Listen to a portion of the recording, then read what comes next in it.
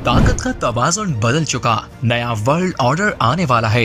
कौन super power, कौन सा मुल्क खत्म, किसका नक्शा बदलेगा? होश उड़ा देने वाली खबर सामने आ गई।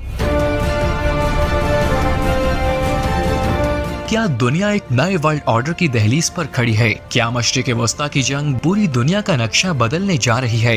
ईरान, इसराइल और अमेरिका की जंग ने आलमी सियासत में एक ऐसा बौछार पैदा कर दिया है जिसने दूसरी जंग अजीम के बाद कायम होने वाली आलमी निजाम को हिला कर रख दिया। अब सवाल ये नहीं कि कौन जीतेगा, बल्कि सवाल ये है कि दुनिया का अगला सुपर पावर कौन होगा। कभी एक फोन कॉल पर इत्तेहादी हरकत में आ जाते थे, लेकिन अब सूरत हाल बदल चुकी है। अमरीकी सदर डोनाल्ड ट्रंप की अपील पर भी इत्तेहादी ममालिक ने आबनाए हरमस के दिफा के लिए फौरी रद्द-ए-अमल नहीं दिया। यूरोपीय ममालिक पीछे हट चुके हैं और साफ और वाज़ेह अल्फाज में कह चुके हैं कि ये हमारी जंग नहीं, ये खामोशी एक बड़ी तब्दीली का इशारा है। आबनाए हरमस दुनिया की तवानाई की शहरग है और एक चिंगारी ने पूरी आलमी मशहद की चूल्हे हिला कर रख दी हैं। दूसरी तरफ देखा जाए तो ईरान के करीबी इत्तेहादी भी खामोश तमाशाई बने हुए हैं। चीन और रूस के बारे में सिर्फ कयास आरायां की जा रही हैं कि वो ईरान की मदद कर रहे हैं, लेकिन ज़ाहिरी तौर पर दोनों ममालिक सिर्फ बयानात की हद तक महदूद हैं। इराक की मिलिशियास की बात करें तो वो अपने कारोबार बचाने में मसरूफ नजर आती है,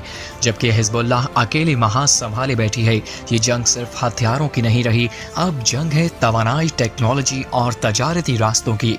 बिजली घर, ऑयल रिफाइनरीज, बुनियादी ढांचे सब निशाने पर है।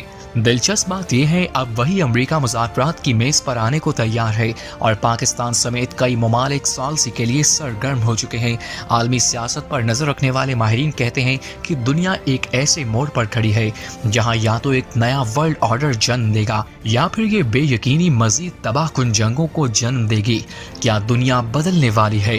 क्या ताकत का नया मरकज उभरता हुआ दिखाई दे रहा है या हम एक और बड़ी तबाही की तरफ बढ़ रहे हैं? फैसला आने वाला वक्त करेगा।